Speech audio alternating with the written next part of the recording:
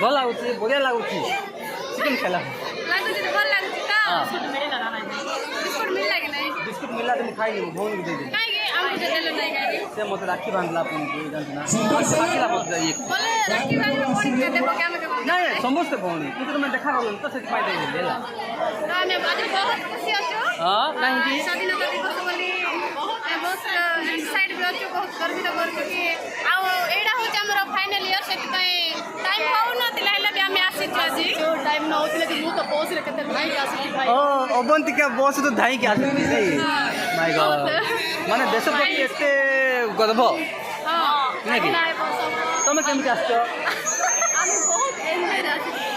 ଭଉଣୀ ଆଙ୍କେ ବହୁତ ଏନ୍ଜୟ ଆସିଛନ୍ତି ହଁ କେମିତି ଆସିଲ ଏତେ ଗହଳିରେ ଆସିଛୁ ଭାଇ ଆଉ ଫୋନ୍ କଲେ ମୋତେ ଯେ ଗାଡ଼ି ଟିକେ ଆଣି ଆସ ମୋର ଟାଇମ୍ ହେବ ନାହିଁ ଆମେ ବସ୍ରେ ପଳେଇ ଆସ ବୋଲି କହିଛି ଆଉ ବହୁତ କଷ୍ଟରେ ବି ଆସିଛନ୍ତି ଦିଦି ଆଙ୍କେ ଚାଲି ଚାଲିକି ବୋଧେ ଆସିଛନ୍ତି ଓକେ